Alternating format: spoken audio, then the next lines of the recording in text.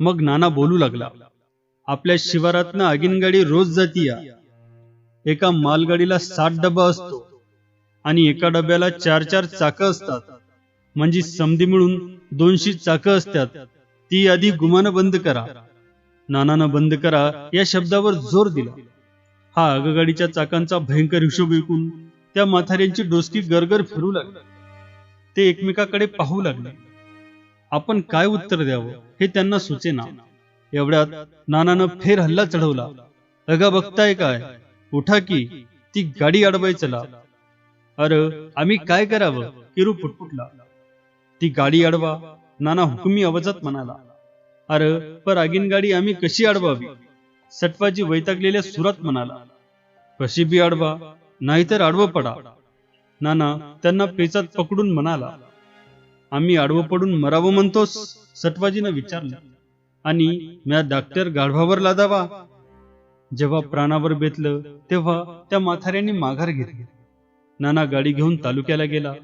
Doctor औषध आलं आणि गावातला रोग हटला.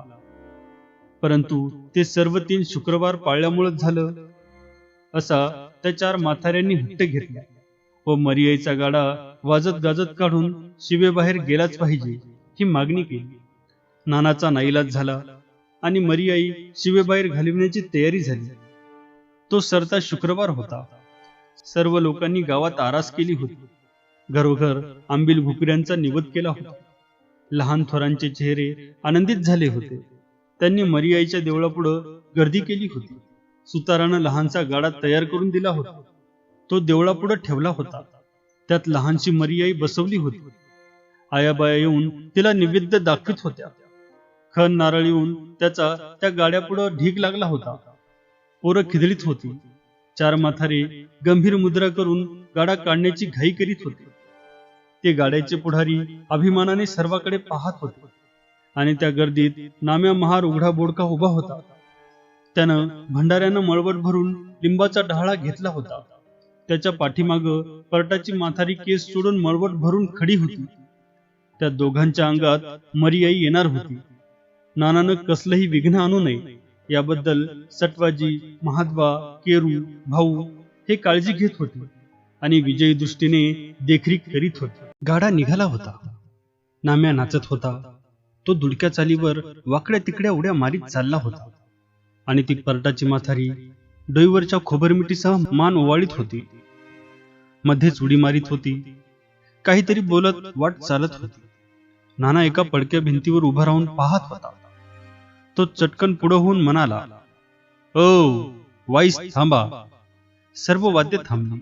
देवीची वाट मंदावली. लोक शांत झाले आणि सटवाजी भडकून पुढे आला आणि म्हणाला, ए दीडशान्या, गाडा का थांबवलास? नव देवी कंच्या बाजूला जाणार? नानानं हळूच विचारलं. सटवाजीनं देवीकडे वळून हात जोडले आणि विचारलं, आई कंच्या बाजूला जाणार तू? मी शिरट्याकडे जाणार, नामाच्या अंगातील देवी म्हणाली. आणि लगेच परटाच्या म्हातारीनं तेच पालुपत आवळलं. हो, शिरट्याला जाणार.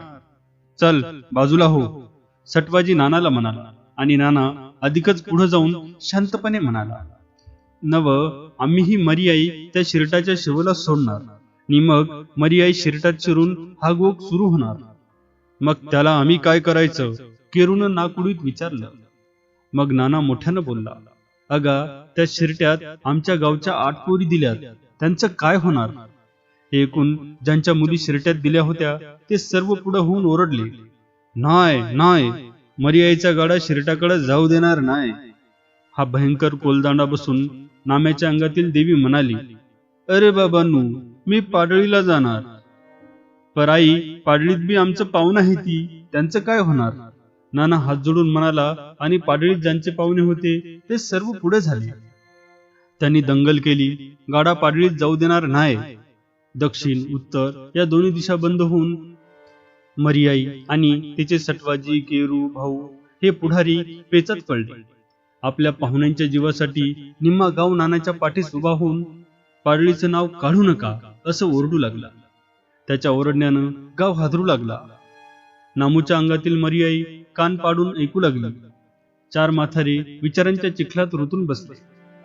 मग मरियाई आपला विचार बदलून म्हणाली, एका रो एका. सर्व लोक शांत होऊन ऐकू लागले.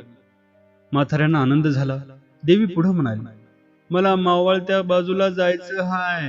हे ऐकून केरू एकदम पुढे येऊन म्हणाला, हो हो जाऊया. सटवाजीने उडी मारली, खरंच जाऊया. आणि नाना बोलला, पण देवा, मावळतीला खुबी हाय नि खुबीत आमच्या गावच्या 11 पोरी नांदत्यात. नानानं नाम्यापुढे हात जोडले आणि खुबीकरांचे पाहुणे पुढे येऊन ओरडले, खुबीला मरियाईचा गाडा जाऊ देणार नाही. नाम्याची देवी मागे सरली. भयंकर बोंबाबोंब सुरू झाली. सर्व गाव ओरडू लागला. कोणी म्हणू लागले, खुबीकडे जायचं नाही. कोणी म्हणतं पाडळीचं नाव काढू नका. तर कोणी ओरडत होतं, शिरट्याला जायचं नाही. मग नाम्यानं आपला मोरा उगवतीकडे वळवला. परटाची म्हातारी त्याच्या मागून पाय उडीत निघाली. सटवाजी, केरू, भाऊ ओरडले, बरं देवीला उगवतीला जाऊ द्या. आणि नानाही चिडून म्हणाला, नाही जाऊ देणार. अरे का जाऊ देणार नाही? भाऊ रडकुंडीला येऊन म्हणाला, नान्या तुझं बरं होणार नाही, मरशील तोंड इचकून. केरूने शाप दिला. नाना म्हणाला, मरू दे मी, पण गाडा जाऊ देणार नाही. उगवतीला बिच्चूत आहे नि बिच्चुतात 18 घरं पाहुण्याची आहे ती. नानानं गर्जना केली. बिच्चुतकराचे पाहुणे पुढे आले. पुन्हा गोंधळ उडाला. मरियाईच्या चारी वाटा बंद झाल्या आणि हमरुतमरीवर येऊन सर्व लोक ओरडू लागले. नाम्याच्या अंगातील देवी कावरी बावरी होऊन किलकिल्या डोळ्यांनी आजूबाजूला पाहू लागली. परटाची म्हातारी तर पळून जाण्याच्या बेतात आली. वाद्य केव्हाच बंद झाली होती. उस्माने अत्तार तशा पाठीवर टाकून गर्दीत शिरला आणि गळ्यात प्रचंड ढोल घेऊन बिर्या धनगर पुढे गेला. कैकाडी आपली सनई काखेत मारून त्या भयंकर गर्दीकडे पाहू लागला. बिर्या ओरडून म्हणाला, पाडळीत माझी पोरगी हाय, गाडा बंद. त्यानं टिपरी कमरेत खोचून गिरकी मारली. गावाचे पुढारी म्हातारी चिडून ओरडत होते. भाऊ ओरडून म्हणाला, कोण आडवा येतोय, बघतोच मी. आणि एक शेतकरी हातात सोटकं घेऊन ओरडला, येऊ द्या पाडळीकडे गाडा. या नाम्याचं डोसकच फोडतोय एका दणक्यात. नाम्यानं दोन्ही हात डोक्यावर धरून बैठक मारली. तोच दुसरा म्हणाला, अरे हान त्याला. तोच नाम्या उठून ओरडला, अगं मला का? देव गेला. सर्वत्र आवाज उठला. दंगल शांत झाली. मग त्या गाड्याचं काय करायचं याचा विचार झाला आणि मरियाईचा गाडा पुन्हा निखळून देवळात ठेवण्यात आला. जुन्यांचा पराभव झाला आणि नव्यांचा विजय झाला. त्या 4 म्हाताऱ्यांनी नानाचा विजय कबूल केला आणि त्या दिवसापासून नाण्याऐवजी नाना पाटील अशा नावानं ते त्याला बोलू लागले. त्यांनी त्याचं पुढारीपण मान्य केले.